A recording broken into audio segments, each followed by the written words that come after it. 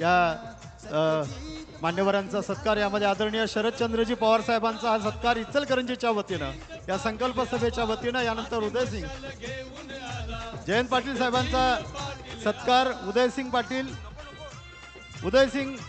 पाटील यांच्या शुभ हस्ते जयंत पाटील साहेबांचा सत्कार. पुढील कामाच्या आणि एकूण सभेच्या नियोजनामध्ये वेळीची मर्यादा पाळत उदयसिंह पाटील साहेबांच्या शुभ हस्ते आपण जोरदार टाळ्या देऊया इचलकरंजीच्या या संकल्प सभेच्या निमित्तानं.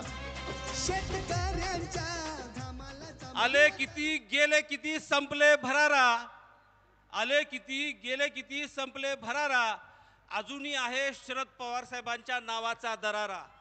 यानंतर आदरणीय पवार साहेब आपल्या सगळ्यांना मार्गदर्शन करतील. महाराष्ट्राच्या तळागाळातून सर्वसामान्य माणसांच्या मदतीला सातत्याने संस्कृतीचा रंग घेऊन येणारी ओघवती भाषा आणि ज्येष्ठ माणसांचा हा मोठा महाराष्ट्राचा बुलंद सह्याद्री आपल्या समोर आदरणीय शरदचंद्रजी पवार साहेब, जोरदार आणि विनम्र स्वागत आपण स्टँडिंग अवेशन करत त्यांना देऊया.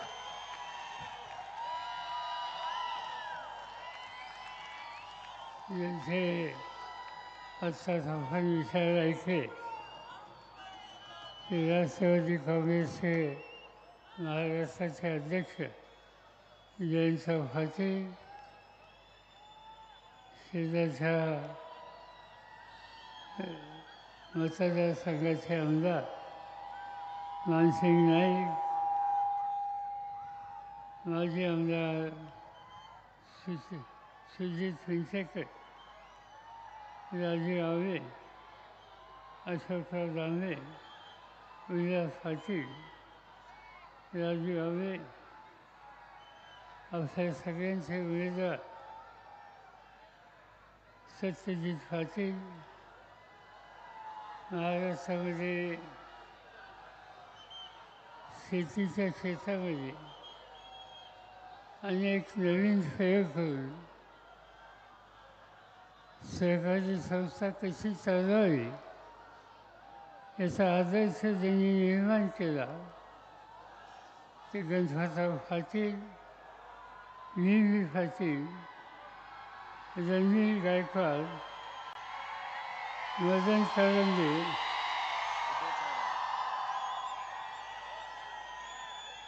कारंजे, राहुल खंजिरे, बाबासाहेब पाटील सलुलकर, संगीतकार पठाण, प्रताप हेगाडे, अरुणभाई दुधळकर, प्राध्यापक सुकुमार कांबळे, राजू किसन सावळे, विराज नाईक, रोहित पाटील, रावसाहेब निलवले आणि हजारोच्या संख्येने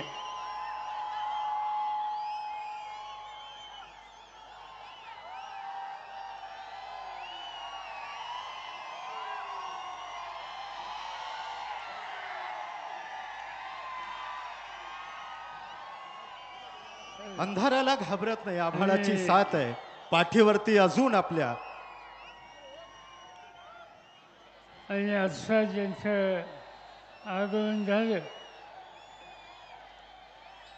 ते शिवसेनेचे नेते उद्धव ठाकरे, बंधू भगिनींनो, तरुण मित्रांनो, आज बऱ्याच वर्षाच्या नंतर इचलकरंजीमध्ये बोलण्याची संधी मला मिळते. एक काळ असा होता की इचलकरंजी अनेक कर्तृत्वान नेतृत्व देणारी ही नगरी.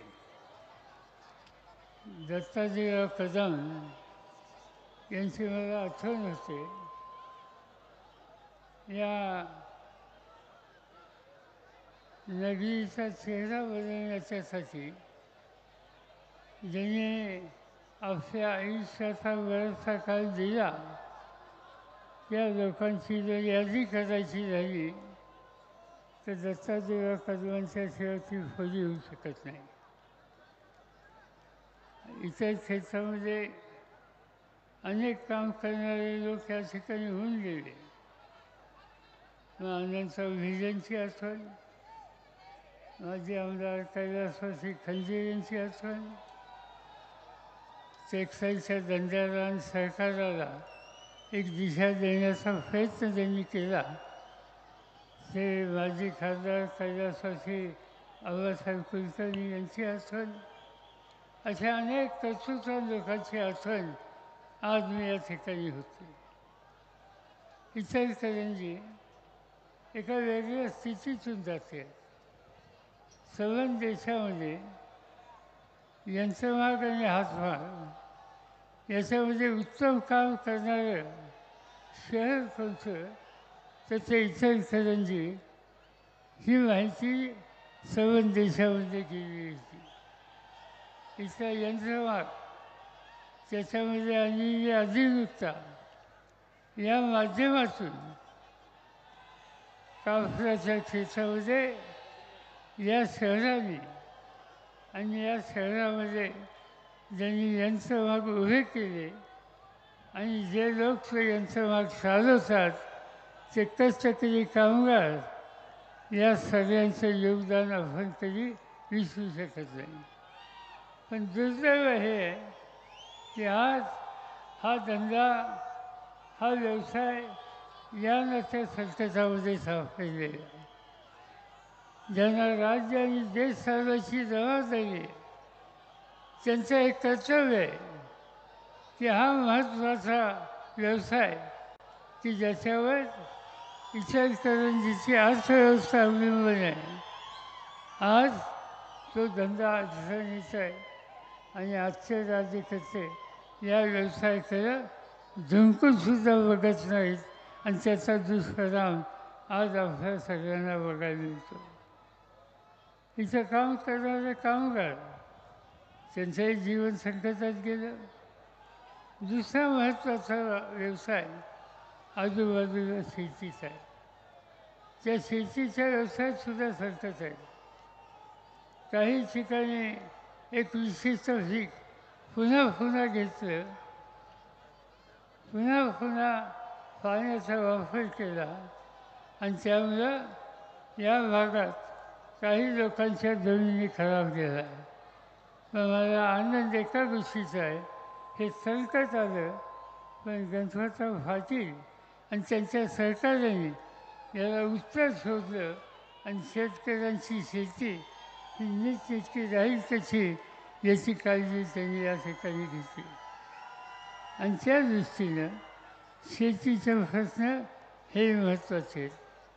आज आपण इथं आलो का, इथं जमलं त्याचं महत्त्वाचं कारण लोकसभेची निवडणूक आहे. आघाडीच्या वतीनं या ठिकाणी सत्यजित पाटील यांची निवड आम्ही सगळ्यांनी मिळून लोकसभेच्या उमेदवारीच्यासाठी केली. सत्यजित यांच्या नावात सत्य आहे आणि त्यांच्या नावात जीत आहे. त्यामुळं नावामध्ये जीत असल्यामुळं सत्यजित जिंकणार, मोठ्या मतांनी जिंकणार याच्याबद्दलची शंका तुमच्या माझ्या कुणाच्या मनामध्ये नाही. थोडी काळजी वाटणं असं वाटते की महाराष्ट्रामध्ये आघाडीच्या वतीनं अनेक चांगले लोक निवडणुकीच्यासाठी आम्ही लोकांनी उभे केले. त्यांना विजयी करण्याच्यासाठी महाराष्ट्राच्या कानाकोपऱ्यामध्ये आम्ही लोक जायचा प्रयत्न करतो. पण एक ग्रस्त ज्यांच्या हातामध्ये देशाचं प्रधानमंत्री पद आहे, तेही महाराष्ट्राचा अलीकड दौरा करतात. अनेक सभा महाराष्ट्रामध्ये घेतात आणि महाराष्ट्राचा दौरा करीत असताना महाराष्ट्राच्या हितासाठी मी काय करणार, सत्तेचा वापर महाराष्ट्राच्या भल्यासाठी कसा करणार, या गोष्टीचे कधी भाष्य करत नाहीत. त्यांचं जे भाष्य असतं एक तर उद्धव ठाकरेंच्यावर असतं किंवा शरद पवारांच्यावर असतं. या दोघांच्या पैकी कुणावर तरी चिकाचिकारी केली नाही तर कदाचित देशाच्या प्रधानमंत्रीला झोप येत नसेल. आणि त्यामुळं आम्ही बघतो या नात्यानिमित्तानं आम्हा लोकांचा हल्ला करणं, सत्तेचा गैरवापर करणं हे मोदी साहेबांचं वैशिष्ट्य आहे. आपण बघितलं या देशामध्ये 2 लोक, त्याचे एक लोक झारखंड नावाचं राज्य आहे आणि त्या झारखंड राज्य हे आदिवासींचं आहे आणि त्या राज्याचा आदिवासी मुख्यमंत्री अतिशय चांगलं काम करणारा, केवळ मोदींच्या धोरणाची विसंगत भूमिका ही त्यांनी मांडली, त्याचा परिणाम आज झारखंडच्या मुख्यमंत्र्यांना जेलमध्ये टाकलं आहे, तुरुंगामध्ये टाकलं. दिल्ली ही देशाची राजधानी. दिल्लीमध्ये अरविंद केजरीवाल नावाचे ग्रस्त दिल्लीचे मुख्यमंत्री असतील. त्यांनी शिक्षणाच्या क्षेत्रामध्ये प्रचंड काम केलं. आरोग्याच्या सवलती नागरिकांना दिल्या. दिल्लीचा चेहरा बदलेल कसा याच्यासाठी त्यांनी कष्ट केले. पण असं काम करणारी व्यक्ती, स्वच्छ मत मारणारी व्यक्ती ही मोदी साहेबांनी त्यांच्या सरकारनं पसंत करत नाही. आणि म्हणून त्यांनी करावं काय? त्यांचे प्रश्न सोडण्याच्या ऐवजी आज त्या दिल्लीच्या मुख्यमंत्र्यांना जेलमध्ये टाकलं. लोकांनी त्यांना निवडून दिलं. लोकांचा भरोसा त्यांच्यावर आहे. लोकांचा विश्वास हवा जे पात्र ठरले अशा लोकांना जेलमध्ये टाकणं याचा अर्थ आहे की मोदी साहेब हळूहळू हुकुमशाहीच्या रस्त्याला आज जायला लागले. आणि या देशाचा हा जो मूलभूत अधिकार आहे लोकशाहीचा, तो अधिकार संकटात यायचा प्रयत्न कोणी केला तर तुळशी माझी सगळ्यांची जबाबदारी आहे. आम्ही पाहिजे ती किंमत देऊ, पण या देशामध्ये हुकुमशाही येऊन द्यायची नाही. आणि त्यासाठीच आपण सगळेजण सामुदायिकपणानं आपली शक्ती पणाला लावू एवढंच या ठिकाणी सांगतो. आणि पुढच्या कोल्हापूरच्या सभेला मला जायचं असल्यामुळं मी अधिक वेळ आपल्या सगळ्यांचा घेत नाही. जय भारत, जय हिंद, जय महाराष्ट्र. मी विनंती करतोय या मनोगतानंतर आपण सर्वच मान्यवरांच्या अगदी टाळ्या इचलकरंजीचा कडकडाट साहेबांच्या पर्यंत पोहोचवू दे. सुरुवातीला मान्यवरांच्या शुभ हस्ते प्रतिमा पूजनाचा कार्यक्रम इथं संपन्न व्हावा. आदरणीय उद्धवसाहेबजी ठाकरे साहेब, आदरणीय शरदचंद्रजी पवार साहेब या सर्वच मान्यवरांच्या सोबतीनं हातकणंगले लोकसभा मतदारसंघातील शिवसेना उद्धव बाळासाहेब ठाकरे आणि महाविकास आघाडीचे अधिकृत उमेदवार सत्यजित बाबासाहेब पाटील आबा बाळासाहेब ठाकरे यांचा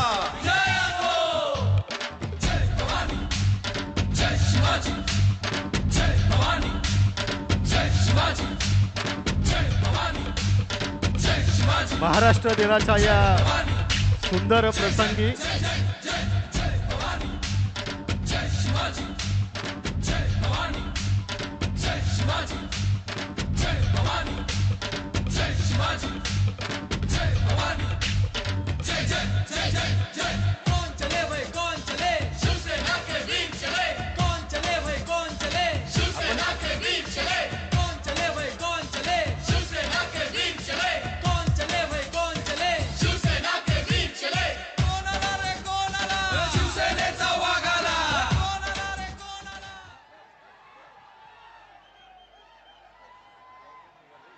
सर्वसामान्य माणसांना स्वाभिमानानं जगण्याची उर्मी आणि तितकी स्फूर्ती देणाऱ्या छत्रपती शिवाजी महाराज यांना हा वंदन, हा अभिमान, हे नतमस्तक. आपण जोरदार पुढे या एकूण कार्यक्रमाच्या निमित्तानं आदरणीय उद्धवजी बाळासाहेब ठाकरे यांच्या शुभ हस्ते प्रतिमा पूजन आणि वंदन झालेलं आहे. साहेबांच्या वरती अतूट आणि अलोट प्रेम करणारी ही गर्दी इचलकरंजीच्या एकूण क्षेत्रामधून सत्यजित पाटील यांच्या विजय संकल्प सभेच्या निमित्तानं हे अमाप आणि अतोनात असं प्रेम आणि ही लयलूट सयाजी चव्हाण साहेब, सुजित मिंचेकर साहेब यांनी कृपया साहेबांचा सत्कारही संपन्न करावा अशी विनंती करतोय. शहराध्यक्ष सयाजी चव्हाण साहेब, सुजितजी मिंचेकर, सयाजी चव्हाण साहेब यांनी साहेबांचा सत्कार इचलकरंजीच्या वतीनं आपण पोचवावा अशी विनंती करतोय.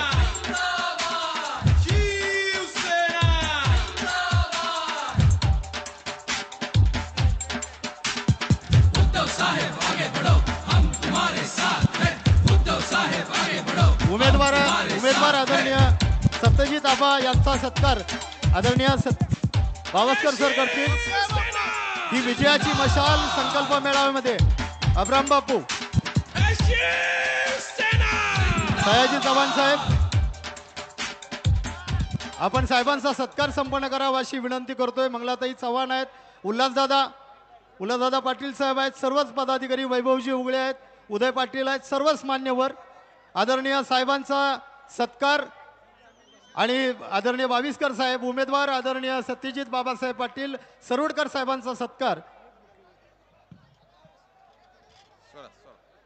बस बस मला वाटतं येत्या त्या 7 चालू करू. 7 तारखेनंतर विजयाचा जल्लोष असाच असणार आहे. आपण ज्या माणसासाठी इतक्या प्रेमाने भेटलोय त्या माणसाला आपण अगदी जोरदारपणे टाळ्या देऊयात. आपल्या समोर आहेत आपला उमेदवार, आपला माणूस सत्यजित बाबासाहेब पाटील सरोडकर.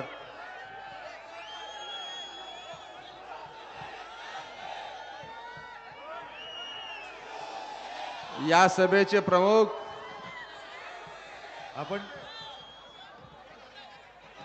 आमचं दैवत पक्षप्रमुख आदरणीय उद्धव ठाकरे साहेब, ज्याने आपलं मनोगत व्यक्त करून पुढच्या कार्यक्रमात निघून गेले, ते आदरणीय पवार साहेब, माजी मंत्री जयंत पाटील साहेब, व्यासपीठावर उपस्थित असलेले आमदार मानसिंगराव नाईक भाऊ,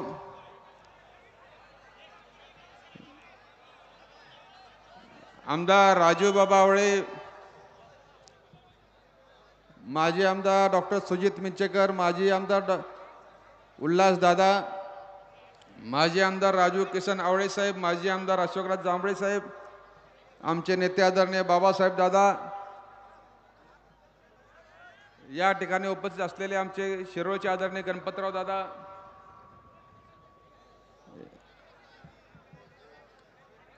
शेका पक्षाचे सन्मान्य आमचे भाई भरत पाटील, व्यासपीठावर उपस्थित सगळे या ठिकाणी सगळ्याच पक्षाचे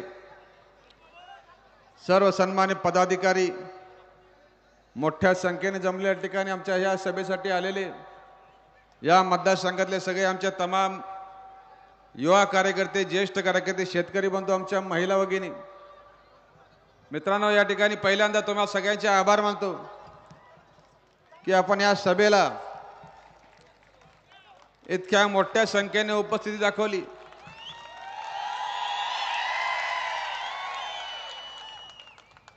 साहेब, अजूनही आपल्या इचलकरंजीच्या मुख्य चौकापर्यंत लोकांची, महिलांची रांग लागलेली आहे.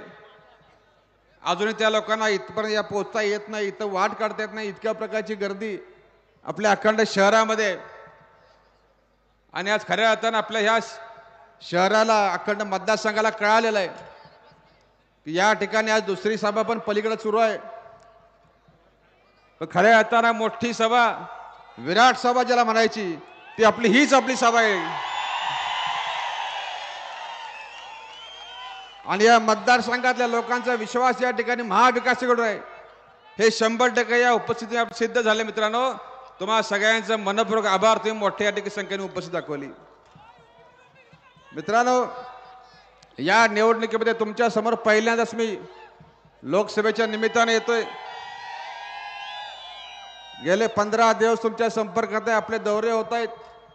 माझ्या खांद्याला खांदा लावून काँग्रेस पक्षाचे, पवार साहेब गटांच्या, राष्ट्रवादी पक्षाचे, शिवसेनेचे, कम्युनिस्ट पक्ष असेल, इतर संघटना असतील, शेका पक्ष असेल, या सगळ्या पक्षांच्या इतर संघटनांचे कार्यकर्ते अतिशय चांगल्या प्रकारे या ठिकाणी खांद्याला खांदा लावून काम करतायत. 100% समन्वय. आणि तुम्हाला सगळ्यांचे आभार मानतो की ही महाविकास आघाडी आपण सगळ्यांनी स्वीकारली आणि तळागाळात तुमची ही महाविकास रुजली. त्यावर तुम्हाला सगळ्यांना मी मित्रांनो धन्यवाद देतो. तुम्हाला एवढं आश्वासन देतो की जरी तुमच्या मतदारसंघात या ठिकाणी लोकसभेला मी नवीन असलो तर मी सुद्धा या ठिकाणी कुठेतरी 10 वर्ष माझ्या विधानसभा क्षेत्राचा या ठिकाणी विकास केलेला आहे. आमदार म्हणून काम केले आणि तुमच्यासारख्या सर्वसामान्य माणसांनी शेतकऱ्याचे मला या ठिकाणी 10 वर्ष बिन पैशाचा आमदार केलेला आहे.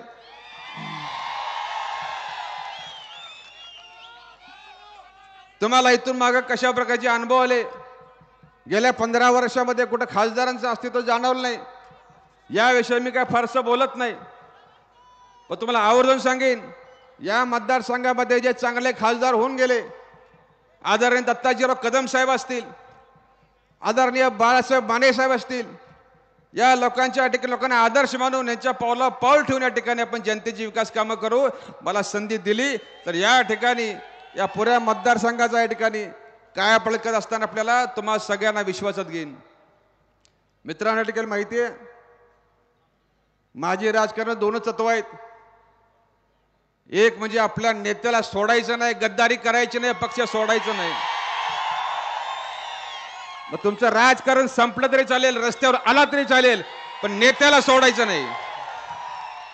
आणि दुसरं तत्व, जी खुर्ची मला या ठिकाणी या जनतेने दिलेली आहे त्या खुर्चीचा वापर माझ्या विकासासाठी नाही तर तुमच्या विकासासाठी करायचा, एवढी माझी 2 तत्व आहेत. मित्रांनो, काही काळजी करू नका. ह्या सगळ्या मंडळींच्या कुठे प्रतिमेला अजिबात गालबोट लागणार नाही. तुमच्या संपर्कात चांगल्या पद्धतीने राहीन. काही लोकांनी टीका केली, इथून उठायचं आणि सरोडला कधी जायचं, काही काळजी करू नका. आपले 6 विधानसभा क्षेत्र आहेत. प्रत्येक तालुक्याच्या ठिकाणी आपलं ऑफिस होईल. मला तुम्ही भेटायला याची गरज नाही, मी तुमच्या भेटायला येत जाईल. आणि त्यामध्ये एवढं लक्षात ठेव, ज्या लोकांनी ह्या मतदारसंघाचं 2दा एकदा प्रतिनिधित्व केलं त्या ती मंडळी ह्या भागातली होती, पण त्यांना मतदान करताना आम्ही त्या ठिकाणी शाहूवाडी पडळकरांनी कधी असा विचार केला नाही की तुम्ही लांबचा आहे. मित्रांनो, काही काळजी करू नका. आज तुमच्या शहरामध्ये फिरतोय, मतदारसंघात फिरतोय. इथं मगाशी आपल्याला पाटील साहेबांनी सांगितलं, तुमच्या इचलकरंजीचा पाणी प्रश्न असेल, हा वस्त्रोद्योगाचा प्रश्न असेल, जे काही या ठिकाणी सरकारनं फसवी वीज सवलत दिली तो विषय असेल, जे काही ठिकाणी आपल्या सूत व्यापाऱ्यांच्या अडचणी असतील, ज्या काही आपल्या बाकीच्या कामगारांच्या समस्या असतील, आज योगायोगाने आज या ठिकाणी आपला महाराष्ट्र दिन आहे, आज कामगार दिन पण आज या ठिकाणी आहे. त्यामुळे 100% ह्या इचलकरंजी शहरातल्या पाण्याचे बाकीचे सगळे प्रश्न हे चांगल्या प्रकारे सगळ्यांना विश्वासात घेऊन कोणावर अन्याय न करता हे 100% सोडवले जातील. आपण काही काळजी करू नका. मित्रांनो, आपल्या गेल्या 10 वर्षामध्ये या संबंध आपल्या महाराष्ट्राची अवस्था काय झाली, आज ज्यांच्याकडे सत्ता आहे त्यांच्या माध्यमातून शेतकऱ्याचं काय भलं झालं. या शहरातला वस्त्रोद्योग, आपल्या 2-3 जिल्ह्याचा आर्थिक कणा, या वस्त्रनगरीला सरकारकडनं काय मिळालं, हे आमच्या माता भगिनींना काय मिळालं, युवकांना काय मिळालं, कामगारांना काय मिळालं. मित्रांनो, या ठिकाणी आपले सगळे घटक आहेत पूर्णपणे या सरकारनं या 10 वर्षाच्या कामगारात अजिबात समाधानी नाहीत की आपल्या सगळ्या घटकांचा या सरकारने 100% त्यांना फसवायचं काम केले आणि सरकारचा खरा चेहरा आज अखेर उघड झालेला आहे. मित्रांनो, आज शेतकऱ्याला या ठिकाणी सांगा, मला MSPचा कायदा व्हावा, किमान आधारभूत किमतीचा कायदा व्हावा, यासाठी गेली 10 वर्ष शेतकरी त्या ठिकाणी उत्तरेमधलं आंदोलन करतोय. त्या ठिकाणी या MSPच्या कायद्यामध्ये सगळी पिकं घ्यावी अशी माफक मागणी आहे. आणि हा कायदा जर झाला तर आपल्या शेतकऱ्या ठिकाणी 100% आपल्याला हमी भावाच्या ठिकाणी आपल्याला गॅरंटी मिळणार आहे. पण अशा प्रकारचा चांगला कायदा करायला सरकार तयार नाही. उलट हे मागण्या मान्य करायचं सोडून या सरकारने या ठिकाणी जे आंदोलन शेतकरी करतायत ते आंदोलन चिरडण्याचं काम केलं, त्याच्यावर लाठी हल्ला केला.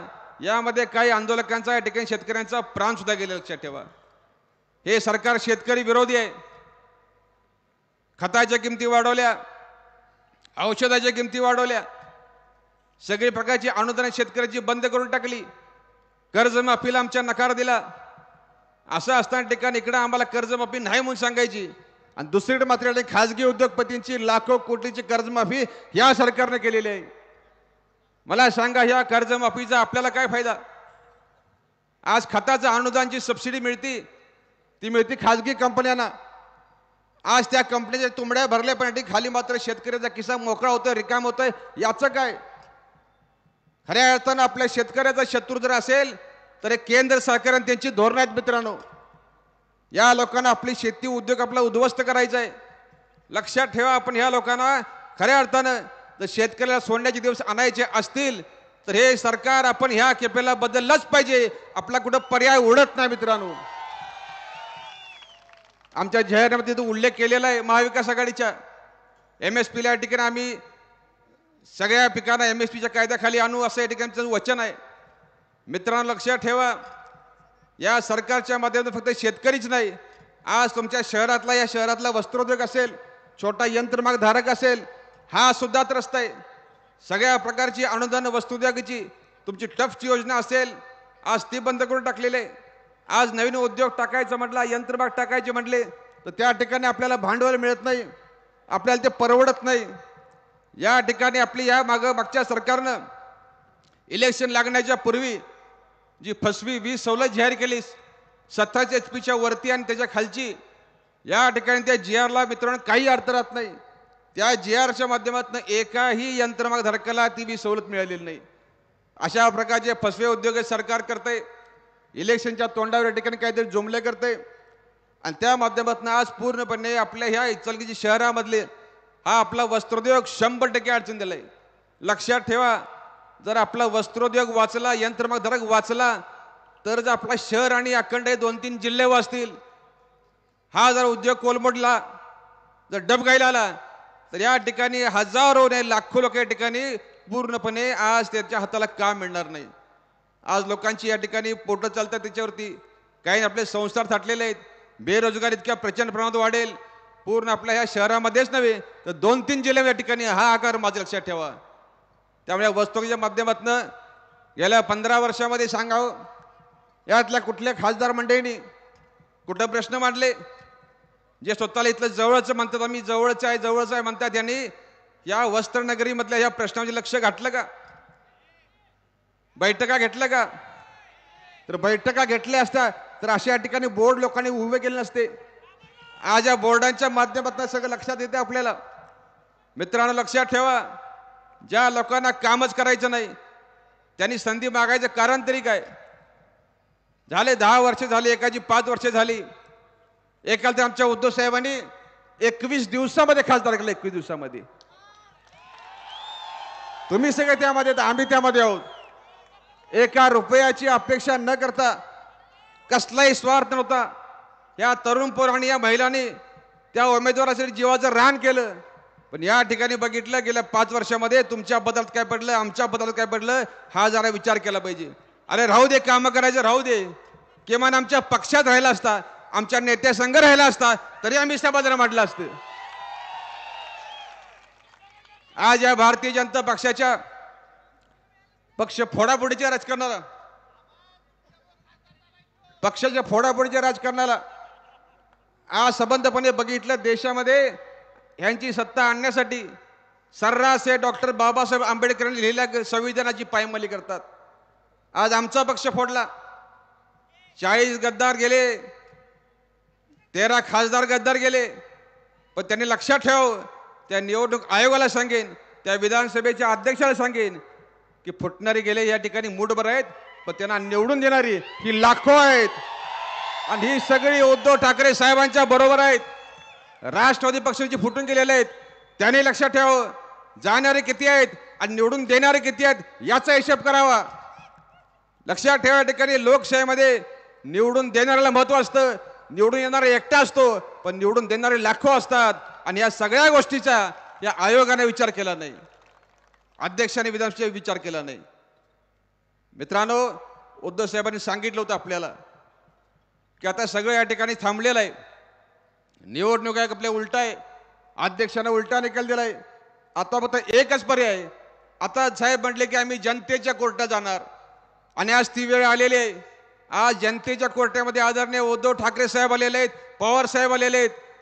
आज तुमच्या सगळ्या जनतेच्या कोर्टामध्ये मला तुम्हाला हात जोडून विनंती करायची आहे की मित्रांनो, या ठिकाणी असा निकाल हवा की सगळ्या जगाला कळावं खरी शिवसेना उद्धव साहेबांचीच आहे, खरी राष्ट्रवादी पवार साहेबांचीच आहे. अशा प्रकारचा निकाल लावा, या महाविकासाला विजय करा. मित्रांनो, मी तुमचा अधिक वेळ घेणार नाही. आपल्याला साहेबांना ऐकायचं आहे, साहेबांना पुढच्या सभेला जायचं आहे. मित्रांनो, या खेपेला ही इलेक्शन निर्णायक आहे, ऐतिहासिक आहे. आज या ठिकाणी आपल्याला डॉक्टर बाबासाहेब आंबेडकर लिहिलेलं संविधान हे आपल्याला वाचवायचं आहे, त्यासाठी मतदान करायचं आहे. लोकशाही वाचवण्यासाठी मतदान करायचं आहे, महिलांच्या रक्षणासाठी आपल्याला मतदान करायचं आहे, शेतकऱ्याला चांगलं आणण्यासाठी आपल्याला मतदान करायचं आहे. मित्रांनो, आपला अधिक वेळ घेणार नाही. मी तुम्हाला एवढंच सांगेन की आता उरलेले 4-5 दिवस आहेत. आता पैशाची बंडलं बाहेर पडलेले आहेत. मताला 400-500 रुपये द्यायचे सुरू आहेत. या ठिकाणी पैशाची आमिष दाखवतात. काही ठिकाणी आमच्या नेते मंडळींना धमक्यांचे फोन येतात, माझ्याशी गाठ आहे, तुला बघून घेईन, अशा प्रकारचे धमक्या येतात. पण त्यांना मी एकच सांगेन की या ठिकाणी या कोल्हापूर जिल्ह्यामध्ये अशा प्रकारची धमकीची भाषा कुठल्या बाहेरच्याने करू नये. हा स्वाभिमानी कोल्हापूर जिल्हा आहे. तुम्ही ज्या भाषेत बोलता अगदी त्याच भाषेत ही सगळी जनता सगळे तर उत्तर द्यायला समर्थ आहे. मित्रांनो, लक्षात ठेवा, हे ना लोकशाही मोडीत काढायची आहे. तुम्हाला हात जोडून विनंती आहे की या केपेला या लोकांना आपण नेस्तनाबूत केल्याशिवाय आपल्या देशातली लोकशाही वाचत नाही, आंबेडकर साहेबांचं संविधान वाचत नाही. तर मी तुमचा अधिक वेळ न घेता, तुम्ही मोठ्या संख्येने या ठिकाणी आला. उद्धव साहेबांच्या तुम्ही या ठिकाणी प्रेमाखातर, पवार साहेबांच्या प्रेमाखातर, राहुल गांधीच्या प्रेमाखातर आपण इथं आला. तुम्हाला सगळ्यांना मी या ठिकाणी मनापासून आभार मानतो. आणि आपल्या ह्या महाविकास आघाडीची मशाल ही तुम्ही घराघरात पोहोचवली तर आहेच, तर उद्याच्या काळामध्ये या महाविकास आघाडीची मशाल या ठिकाणी प्रत्येकाच्या मनात पेटवण्याचं काम करा. धन्यवाद. जय हिंद, जय महाराष्ट्र. खरं तर अखंडपणे गेले कित्येक तास सुरू असणाऱ्या या सगळ्या संकल्प सभेच्या निमित्तानं आपल्यासमोर अनेक मान्यवरांनी आणि उमेदवारांनी आपलं मत मांडलं. अंधाराला घाबरत नाही, आभाळाची साथ आहे, पाठीवरती अजून आपल्या शूर शुभांचा हात आहे.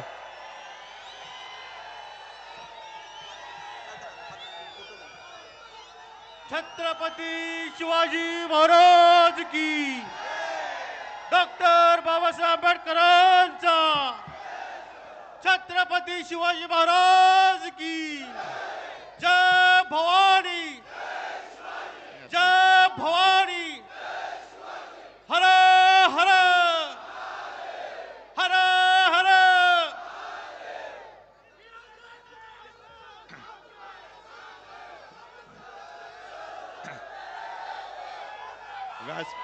व्यासपीठावर बसलेले महाविकास आघाडीचे सर्व नेते आणि जमलेल्या माझ्या तमाम देशभक्त बांधवांनो, भगिनींनो आणि मातांनो,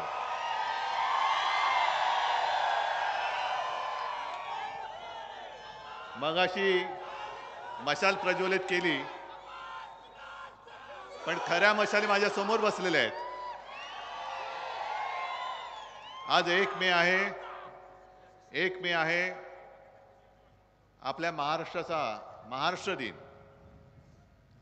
आणि हा महाराष्ट्र दिन नुसता काहीतरी एक दिवस सापडत नव्हता म्हणून नाही केलेला, तर संयुक्त महाराष्ट्रासाठी जो संपूर्ण महाराष्ट्राने लढा दिला, रक्त सांडलं, हुतात्मे दिले, त्या संघर्षाची यशोगाथा सांगणारा आजचा हा दिवस आहे. म्हणून सर्वप्रथम मी त्या सर्व हुतात्म्यांना अभिवादन करतोय.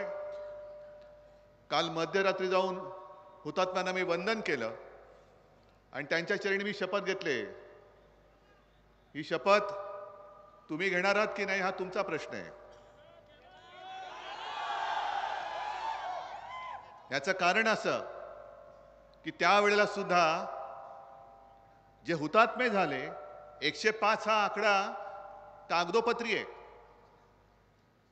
पण त्यावेळेला ज्या एक परदेशी पत्रकार आल्या होत्या, ताया झिंकीन, त्या महिलेनी स्वतः लिहून ठेवलेलं आहे की त्या जेव्हा रुग्णालयात गेल्या होत्या बघायला, तेव्हा त्यांच्यासमोर जवळपास 200-250 मृतदेह पडलेले होते. आणि महाराष्ट्राबद्दलचा आकस हा त्याही वेळेला दिसला होता. मोरारजी देसाई कुठून आले होते? त्यांनी गोळीबाराचे आदेश दिले होते आणि पोलिसांना सांगितलं होतं की माणसांना मारण्यासाठी गोळ्यांचा वापर करा. मराठी माणसं मेली तरी चालतील पण गोळी वाया जाता कामा नये. हा आकस तेव्हापासूनच आहे. अगदी आपल्या छत्रपती शिवाजी महाराजांनी सुरत लुटली होती, इंग्रजांची वखार. आता सुरतेचे 2 जण महाराष्ट्र लुटतायत आणि मी शपथ घेतलेली आहे की माझ्या छत्रपतींच्या महाराष्ट्राला जे लुटतायत त्या लुटारूंचा सुपडा साफ केल्याशिवाय मी राहणार नाही. महाराष्ट्राला जे लुबाडतायत, महाराष्ट्राला जे ओरबाडतायत, मग ते कोणी असो, त्यांना नेस्त नाबूद केल्याशिवाय मी राहणार नाही. मी शपथ घेऊन मैदानात उतरलेलो आहे आणि ही शपथ तुम्ही सुद्धा घ्यायला पाहिजे. आपल्या डोळ्या देखत महाराष्ट्राची विल्हेवाट लावतायत आणि तरी सुद्धा मतं मागायला निर्लज्जपणाने हे वखवकलेले आत्मे महाराष्ट्रामध्ये फिरू कसे शकतात? आज भाषणाला सुरुवात करण्यापूर्वी महाविकास आघाडीच्या सर्व नेत्यांना मी तर धन्यवाद देतोच. इकडे सुद्धा जे जे कोणी सगळे शिवसैनिक आणि महाविकास आघाडीचे कार्यकर्ते आले असतील त्यांना सुद्धा धन्यवाद देतोय नक्कीच. कारण या कठीण प्रसंगामध्ये तुम्ही सगळे माझ्या सोबत आहात. विशेष म्हणजे सत्यजित, सुजित, उल्हासदादा, तुम्हाला मी खास धन्यवाद देतोय. तुम्हाला खास धन्यवाद देतोय कारण हे तुमच्यासाठी अक्षरशः मरमर मरणारे शिवसैनिक, निष्ठावान. अरे निष्ठावान वेगळं सांगायला पाहिजे. गद्दारांना गाडणारे. तुम्हाला काय वाटतं? यांना मोह दाखवला नसेल, यांना खोक्याचं आमिष दाखवलं नसेल, पण याला निष्ठा म्हणतात. निष्ठा कधी विकली जात नाही, अजिबात नाही. आणि तुम्ही निष्ठावान आहात. आणि मगाशी जे पवार साहेब म्हणाले की सत्यजित सत्यमेव जयते, त्याच्यामुळे सत्यजित आपला जिंकलाच पाहिजे. आणि तुम्हाला खरं म्हणजे मी तुमची माफी मागितली पाहिजे आणि मागतोच.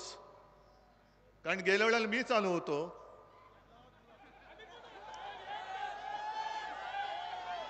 आणि उभा केला होता.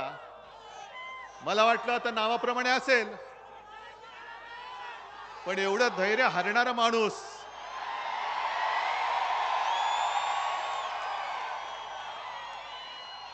मी नव्हता पाहिला. पण गद्दारी झाले ती केवळ माझ्याशी नाही, गद्दारी डबल गद्दारी झाले. कारण हा तर खोकेबाज निघालाच. पण ज्या मोदी सरकारसाठी, मोदींसाठी आपण मतं मागितली होती, मी मागितली होती, म्हणून मी माफी मागतोय. कारण त्या मोदी सरकारने महाराष्ट्राशी द्रोह केलेला आहे, गद्दारी केलेली आहे. आणि हे तिघही जण इकडे बसलेत माझ्यासोबत. विधानसभेमध्ये त्यांचा पराभव केला गेला. आणि कोणी केला हे मी मुद्दामून बातमी घेऊन आलोय. हे भाजपचे जे नगरसेवक होते कोल्हापूरचे, काय त्यांचं नाव, RD पाटील, त्याने आरडाओरडी केली आता. आणि नाव कोणाचं घेतलंय?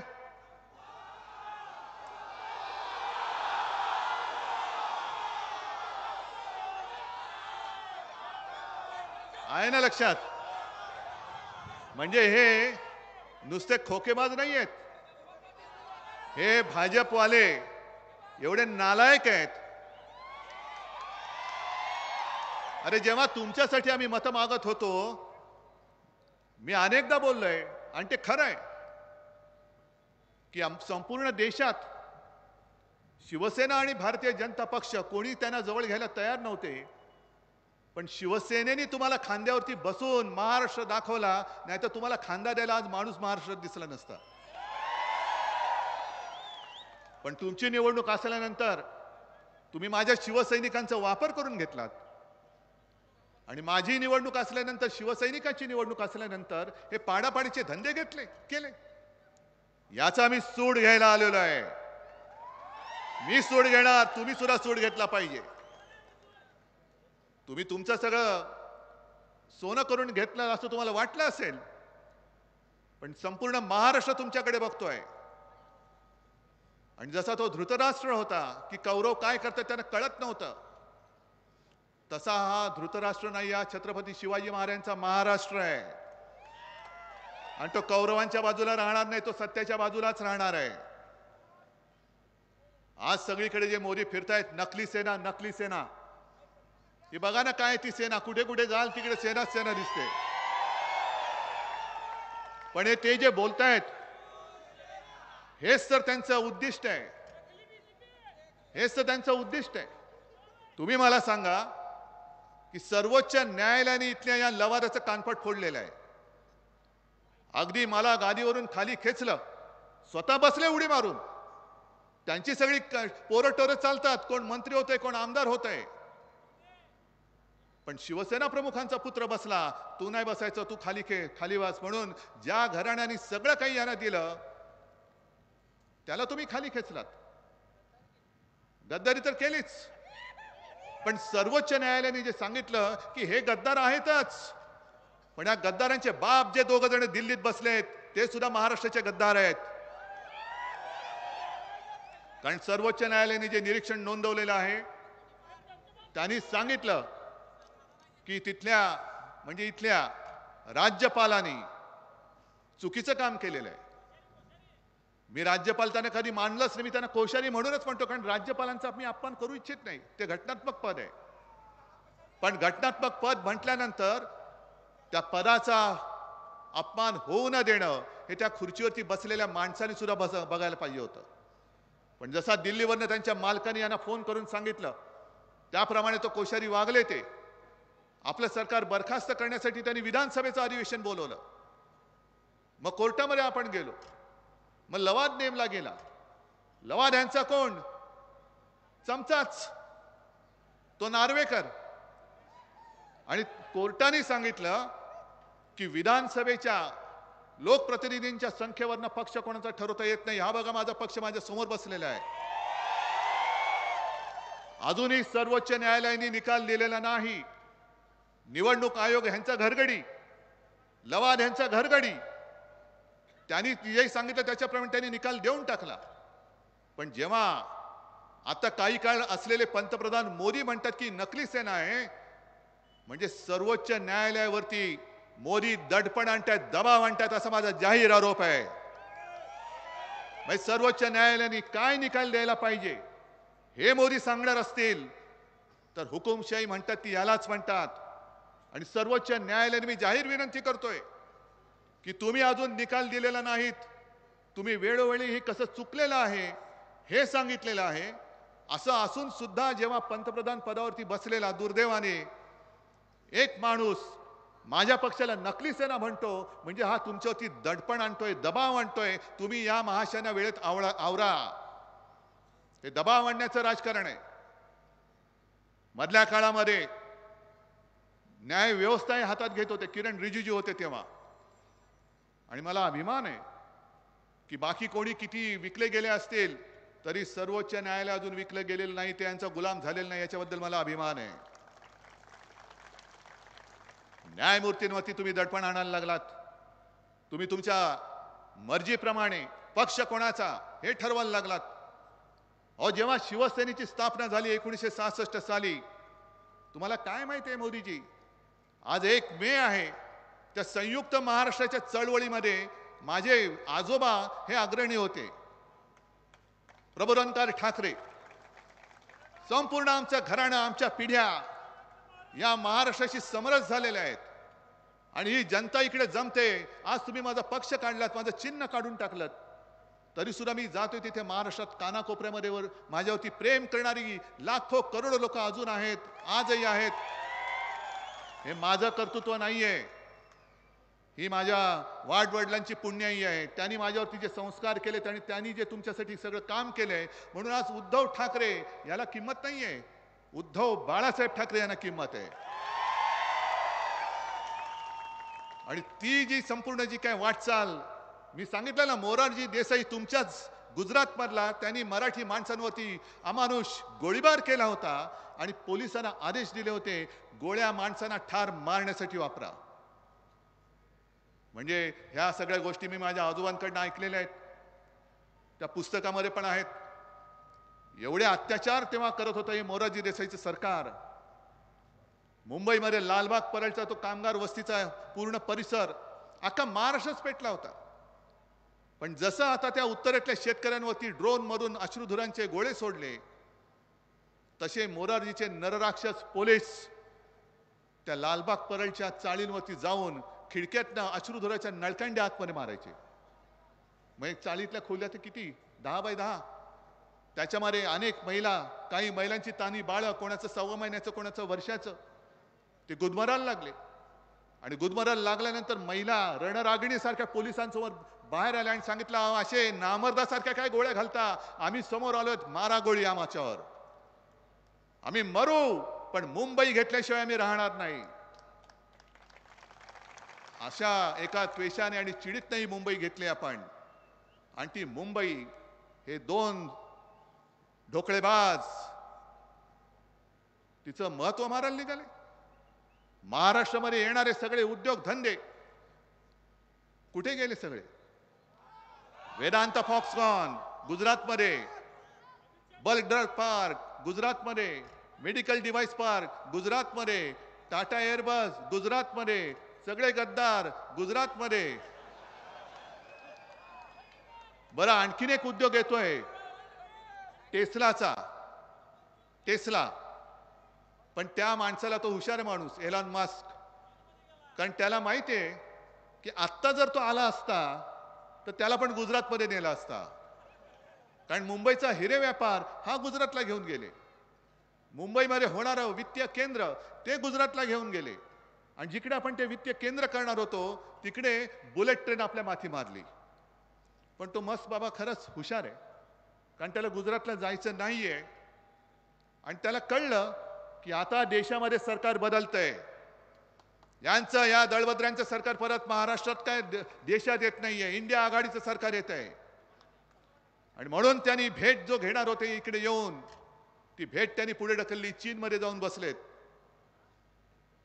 हे आता जगभर झालेलं आहे की देशातलं सरकार बदलतंय, देशामध्ये लोकशाही पुन्हा येते, हे जगभर झालेलं आहे. आणि मोदीजींना मी सांगतोय की मोदीजी, तुमच्या जर का आता फालतू गप्पा झाल्या असतील ना, फालतू गप्पा कोणत्या? कारण हे मोदी सरकार नाहीये, हे गजनी सरकार आहे, हे गजनी सरकार आहे. कारण त्यांना काल काय बोलले ते आज आठवत नाही, 14 साली काय बोलले होते ते 19ला आठवत नाही, 19ला काय बोलले ते 24ला आठवत नाही. उद्या तर लोक तुम्हाला विसरून जातील, तुम्हालाच लोक विसरतील. जा काळाच्या पडद्याआड, विस्मृतीच्या पडद्याआड. कारण महत्वाचे जे विषय होते फालतू, जे आता IPL चालू आहे, मग आपण बघत बसतो वाईड बॉल टाकलाय का, नो बॉल टाकलाय का. हे क्रिकेटमध्ये होतं, पण मोदींचं आता राजकारणात होतंय. वाईड बॉल काय टाकतायत, नो बॉल काय टाकतायत, हिट विकेट काय होते. अगदी फुटबॉलच्या मॅच मध्ये जसं होतं ना सेल्फ गोल, तसं मोदी सेल्फ गोल मारतायत. कारण आधी ते म्हणाले काय की 400 पार, 400 पार म्हणाल्यानंतर तुम्ही काय बोललात, तडीपार. मग घराणेशाही काढली. मी उभा राहिलो त्यांच्यासमोर, होय मी घराणेशाहीचा वारस आहे, मी माझ्या 7 पिढ्या दाखवतो, मोदीजी तुम्ही तुमच्या 7 पिढ्या दाखवा.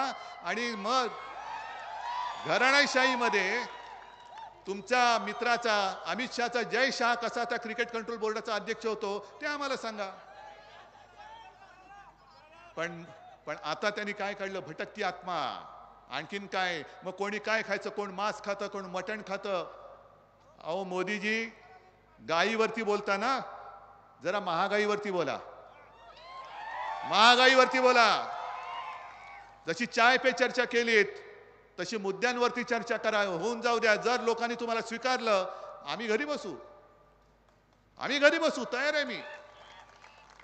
पण खरे जे मुद्दे जे माझ्या माता भगिनींना भेडसावत आहेत महागाईचे, तुम्ही शेतकऱ्याचं उत्पन्न दुप्पट करणार होतात, ते दुप्पट झालंच नाही.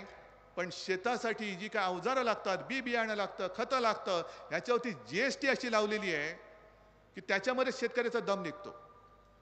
म्हणून मी शिवसेनेच्या वचननाम्यात म्हटलं की शेतकऱ्यासाठी जी लागणारी अवजारं आहेत, बी बियाणं असेल, खतं असतील, कीटकनाशकं असतील, औषधं असतील, त्या सगळ्यांवरचा जीएसटी आम्ही माफ केल्याशिवाय राहणार नाही. आम्ही महाराष्ट्राचं लुटलं जाणारं वैभव हे तर थांबवूच, पण लुटलेलं वैभव आम्ही परत महाराष्ट्रात आणल्याशिवाय राहणार नाही. जीएसटीचा त्रास हा शेतकऱ्यांना होतोय, सर्वसामान्यांना होतोय, व्यापाऱ्यांना होतोय. व्यापाऱ्यांना सुद्धा मी सांगतोय, तुम्ही असाल गुजराती असाल, आमचं काही त्याच्यावरील ना नाहीये. जे मी काय बोलतोय मोदीजी सगळं गुजरातला नेलंय, सत्य आहे का खोटं तुम्ही सांगा. पण याचा अर्थ असा नाहीये की मला गुजरात बद्दल काहीतरी द्वेष आहे, गुजरात माझा शत्रू नाही. गुजरात सुद्धा माझा आहे, गुजरात सुद्धा आमचा आहे. महाराष्ट्रामध्ये जे वर्षानुवर्ष गुजराती माता भगिनी बांधव राहत आहेत ते सुद्धा आमचेच आहेत. आणि इंडिया आघाडीचं सरकार आल्यानंतर जे गुजरातच्या हक्काचं असेल ते आम्ही जरूर देऊ, पण माझ्या महाराष्ट्राच्या तोंडातला घास काढून तुम्ही जो देताय तो आम्ही थांबवू. एक तर तुम्ही काही देत नाही यात. इकडे दर वेळेला आलो की वस्त्रोद्योगाचं काहीतरी एक अडचण असतेच, काहीतरी म्हणजे तीच कोणी सोडवायची. केंद्र सरकार म्हणून ते काही बसतात इकडे, आल्यानंतर सांगतात की आम्ही असं करू, आम्ही तसं करू. जा ना इथल्या खासदाराला म्हणा, दिल्लीत तू जाऊन काय काय केलास त्याचा कार्य अहवाल दे. एकदा तरी माझ्या इचलकरंजीच्या या यंत्रमागाबद्दल तोंड तरी उघडलं होतंस का सांग. पण मुंबई मधलं वस्त्रोद्योगाचं आयुक्तालय सुरे हे मुंबई बाहेर घेऊन गेले. एवढा आकस, एवढा द्वेष. शेतकऱ्याचं तुम्ही काय स्वतःला समजता कोण. मी आज पेपरमध्ये वाचलं की इथे ऊस उत्पादक शेतकरी मोठा आहे, आम्ही FRP दिला, अमुक हे दिलं ते दिलं. अहो मग गेल्या वर्षी तुम्ही त्या इथेनॉलला बंदी का केली होती. ऊसापासून, ऊसाच्या रसापासून जो इथेनॉल बनतो त्याला बंदी करून तुम्ही कोणाच्या खिशात कोणाचा इथेनॉल म्हणून पर्याय कोणाचा विकून देणार होतात. मादी निर्णय घेतलात का आणि मागे का घेतलात. तुम्ही शेतकऱ्याला हमीभाव देऊ म्हणालात होते, आज आम्ही म्हणतोय की आम्ही हमीभाव देणार. एवढंच नाही तर मी महाराष्ट्रामध्ये जेव्हा फिरतोय, संपूर्ण विदर्भ झाला, मराठवाड्यामध्ये परत अजून निवडणुका आहेत, जळगावमध्ये जाणार आहे, रायगड आहे, सगळीकडेच आहे. पण शेतकरी अर्धा कुठे मरतो. जसं कापूस उत्पादक आहे, कापसाचं उत्पादन काढतो पण कापूस साठवून ठेवायला त्याला जागाच उरत नाही. आणि एका शेतकऱ्याची माझ्याकडे प्रतिक्रिया आली जळगावच्या. तो म्हणाला कापूस ठेवायला जागा नाही, संपूर्ण अंग खाजायला लागलं, आम्ही करू काय. त्या सर्व शेतकऱ्यांना आम्ही गोदाम निर्माण करून देऊ. गोदाम ठेव दादा, तुझा माल तुला घरी ठेवायला जागा नाही ना, तुझ्या नावाने या गोदामात ठेव, जेव्हा तुला विकायचं तेव्हा तू विक. शीतगृह बांधून देऊ. आणि मोदीजी तुम्ही आज जे सगळीकडे म्हणताय शेतकरी शेतकरी, मग ते काळे कायदे का आणले होते तुम्ही. का त्याच्याबद्दल तिथल्या उत्तरेतल्या शेतकऱ्यांनी रस्त्यावरून आंदोलन केलं होतं. का तिथल्या शेतकऱ्यांना तुम्ही 7-8 महिने हे उन्हातानात पावसात थंडीमध्ये तसंच ठेवलं होतं आणि त्याच्यामध्ये जवळपास 700 शेतकरी हे तडफडून गेले. इकडे भटकता आत्मा शोधण्यापेक्षा त्यांच्या आत्म्यांना काय वाटत असेल त्याचा पहिला विचार करा. आज माझ्या शेतकऱ्याचं उत्पन्न तुम्ही दुप्पट नाही केलं, पण ती काय ती सन्मान योजना 6,000 रुपये शेतकऱ्यांना इकडे मिळालेत कोणाला नाही. काही जणांना मिळालेत, जरूर मिळालेत. पण हे सगळं मी तुमच्याकडनं शिकतोय. तो शेतकरी काय सांगतो की तुम्ही आता खतावरती त्यांनी जीएसटी 5% केला, त्याच्या आधी किती होता 18%. मग तो काय म्हणाला की आम्हाला शेतकऱ्याला 1 लाखाचं खत जर लागलं, 1 लाखावरती 18% म्हणजे किती गेले 18,000. तुम्ही देता किती. मग 12,000 माझे तुझ्याकडे, ते कधी देतोयस. मग हे खताचं झालं, औषधांचं झालं, शेतीची अवजार आहेत, पंप आहे, मोटर, सगळंच त्याच्यावरती जीएसटी एवढा लावून ठेवलाय. अहो शेततळ्यासाठी जे प्लास्टिक लागतं त्याच्यावरती पण जीएसटी आहे. आता तर काही शेतकरी एवढ्या चिंतेत पडलेत की साहेब आम्हाला भीती वाटते. आम्ही यांच्या विरोधात का आहोत, कारण आम्हाला भीती वाटते की हे शेतकऱ्यांना सुद्धा इन्कम टॅक्स लावतील. लावू शकतात. कारण ज्या पद्धतीने यांचं सरकार चाललेलं आहे, अहो यवतमाळमध्ये मी गेलो होतो. यवतमाळमध्ये दाभाडी नावाचं एक गाव आहे. तिथे 14 साली आपले मोदीजी आले होते आणि चाय पे चर्चा. मग त्यांनी सांगितलं इकडे मी कापसासाठी एक बाजारपेठ निर्माण करून देईन, आणखीन महिलांसाठी हे करून देईन, आणखीन ते करून देईन. सगळे फसले. तेव्हा आपण सुद्धा त्यांच्याबरोबर होतो. दिली मतं दणादणा. आणि मतं दिल्यानंतर जेव्हा शेतकऱ्यांनी पत्र लिहायला सुरुवात केली प्रधानमंत्री कार्यालयात, उत्तर नाही. प्रधानमंत्र्यांची भेट घेण्याचा प्रयत्न केला, नो एंट्री. एवढंच नाही तर प्रधानमंत्र्यांची सभा ज्या वेळेला त्यांच्या गावात होती त्या सर्व शेतकऱ्यांना पोलिसांकडनं एका बाजूला डांबून ठेवलं होतं. हा असा डांबरटपणा तुम्हाला चालेल? हीच तर हुकुमशाही आहे. आणि जे शेतकरी आता दिल्लीला चालले होते, कशासाठी चालले होते? का तुमच्या खुर्चीवरती बसायला चालले होते? का तुमची खुर्ची पळवायला चालले होते? खुर्ची तर तुमची खेचलीच आहे म्हणा, ती खेचणारच आहोत आम्ही. पण जे सरकार शेतकऱ्याला दिल्लीत येऊ देत नाही, त्या सरकारला तुम्ही आता दिल्लीत येऊ द्यायचं नाही. तुम्ही शेतकरी बनून मतदान केलं पाहिजे. तुम्ही नागरिक म्हणून मतदान केलं पाहिजे. आणि सत्यजित, तुम्ही जे बोललात घटनेबद्दल हे खरंच आहे. कारण मी मुद्दामून काही बातम्याच घेऊन आलेलो आहे. इकडे त्यांचे काही कोणते एक मंत्री खासदार होते कर्नाटकातले, हेगडे. त्यांची बातमी आहे माझ्याकडे. आम्हाला 400 पार का पाहिजे? कारण घटना बदलायची आहे. आता घटना का बदलायची आहे? हुकुमशाही तर आणायचीच आहे, पण घटना बदलण्यामागे सुद्धा त्यांचा हा जो एक आकस आहे महाराष्ट्राबद्दल. कारण घटना कोणी लिहिली? अरे मोठ्याने बोला. डॉक्टर बाबासाहेब आंबेडकर,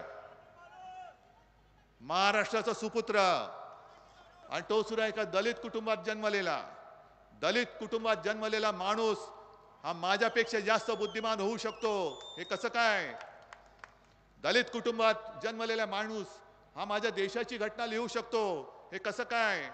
मग त्याची घटना मी मानणं, मी तर उच्चवर्णी. हा जो आकस आहे, हा आकस लक्षात घ्या. एकतर महाराष्ट्राबद्दल आकस, बाबासाहेबांबद्दल आकस, आणि सर्वसामान्य कुटुंबात जन्मलेला एक माणूस एवढा बुद्धिमान असू शकतो. अरे म्हणून तर त्याला आम्ही महामानव आणि म्हणून दैवत म्हणतो.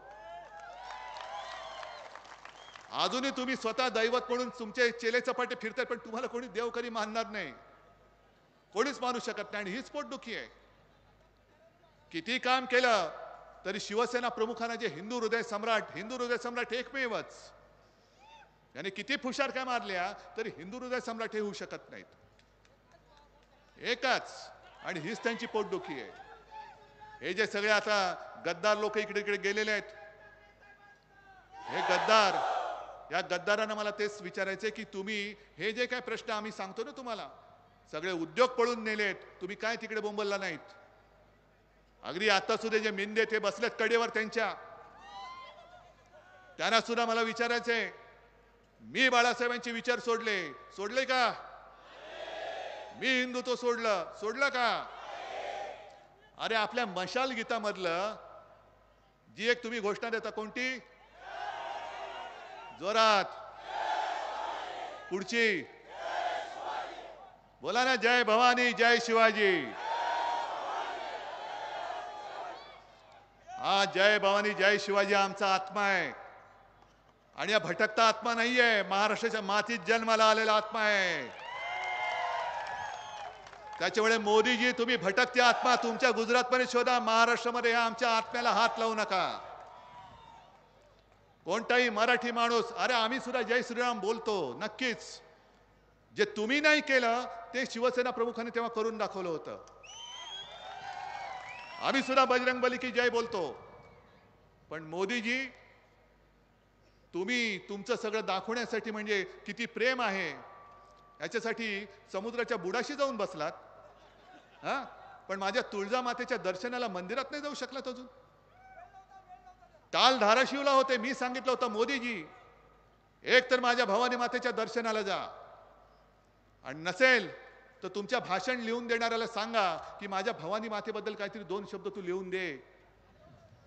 एक तर लिहिलात, बोललात, तर तुमच्या घरगडी असलेल्या निवडणूक आयोगाला सांगा की शिवसेनेच्या मशाल गीतातला तो जो शब्द जो शिवसेना काढणार नाही त्याच्याबद्दलचा आक्षेप मागे घे.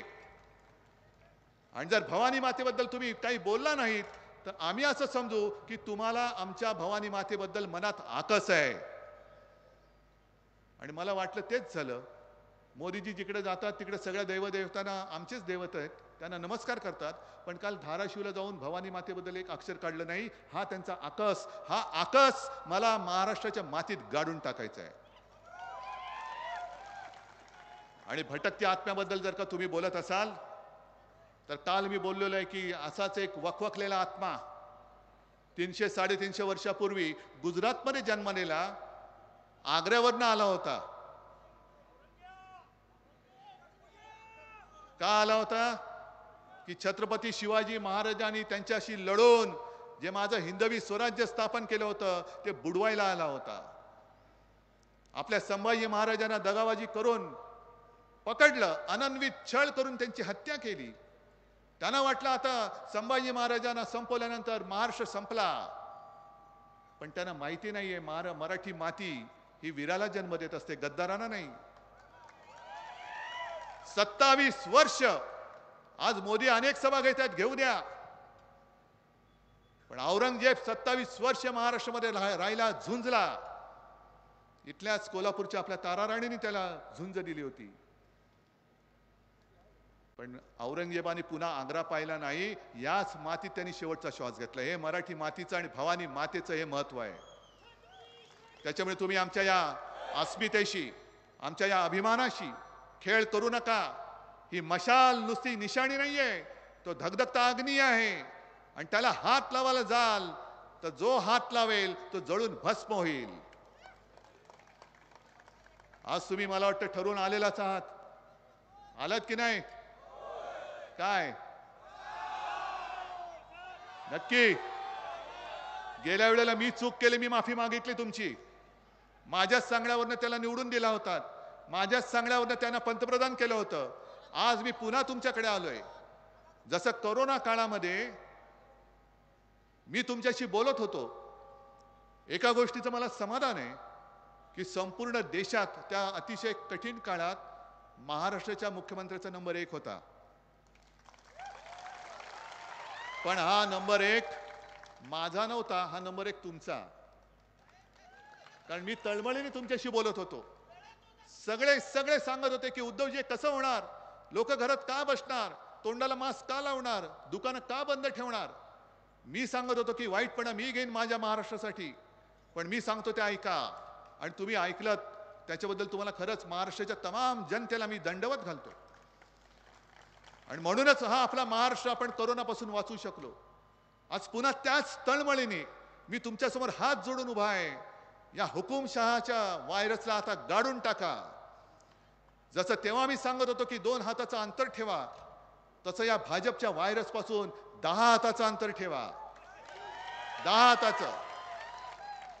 आणि मला खात्री आहे की तुम्ही सगळेजण, मला एका गोष्टीचा नक्कीच अभिमान आहे की आजपर्यंत कदाचित कोणत्याही मुख्यमंत्र्याच्या नशिबी आलं नसेल असं भाग्य माझ्या नशिबी आलं की तुम्ही सगळे मला कुटुंबातला एक मानायला लागलेले आहात. मी तुमचा परिवार. कारण मीच ती एक संकल्पना आणली होती, माझे कुटुंब माझी जबाबदारी. नुसतं मेरा परिवार म्हणून मी सोडून नाही दिलं.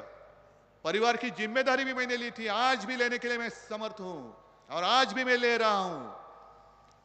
त्याच तळमळीने मी तुम्हाला सांगतोय की आजपर्यंत आपण फसलो. आपल्याला कळलंच नाही की आपला चेहरा वापरून महाराष्ट्राला मुळापासून हे कसं नासून टाकतायत, महाराष्ट्राची संपूर्ण तंगडतोड करतायत, लुळापांगळा करतायत. आता या महाराष्ट्राला लुळापांगळं करणाऱ्या आणि ओरबाडणाऱ्या हुकुमशाहीला यापुढे एक सुद्धा मत मिळता कामा नये. अगदी माझ्या इथे आले असतील किंवा चॅनलवरनं भाजपचे काही लोक असतील, RSSचे सुद्धा लोक असतील, त्यांना सुद्धा सांगतोय, अहो तुम्ही कशाला आमंत्रण देताय ते बघा.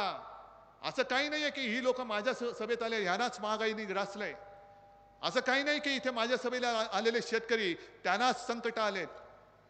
गॅस माझ्याच लोकांना मिळत नाही असं नाहीये. हे संकट संपूर्ण देशभर आहे. कारण ते कोणालाच कोणाचं आपलं मानायला तयार नाहीयेत. आणि म्हणून या देशासाठी ह्या देशाच्या उज्ज्वल भवितव्यासाठी म्हणजे तुमच्या पुढच्या पिढ्यांच्या उज्ज्वल भवितव्यासाठी आता जी हातामध्ये मशाल घेतलेली आहे ही मशाल सोडू नका आणि आपल्या सत्यजित आबाला समोर जे जे असतील आहे सगळ्यांचा मी मान राखतो. शेतकऱ्यांसाठी कोणी लढत असेल अरे शेतकऱ्यांसाठी मी स्वतः लढतोय, तुम्ही लढण्याची गरज नाही. शेतकऱ्यांना हमीभाव देण्याचं वचन मी देतोय. शेतकऱ्यांना कर्जमुक्त मी केलं होतं आणि पुन्हा सत्ता आली तर परत करून दाखवेन. शेतकऱ्यांची जबाबदारी मी घेतोय. त्याच्यामुळे शेतकऱ्यांच्या मतांची विभागणी होऊ देऊ नका. हुकुमशाही विरोधातल्या मतांची विभागणी होऊ देऊ नका आणि गद्दाराला तर एक सुद्धा मत देऊ नका. इकडनं फक्त आणि फक्त आपला सत्यजित आवाज प्रचंड बहुमताने त्याला विजयी करा आणि आपल्या हक्काचा खासदार पुन्हा एकदा लोकसभेत पाठवा. जय हिंद, जय महाराष्ट्र.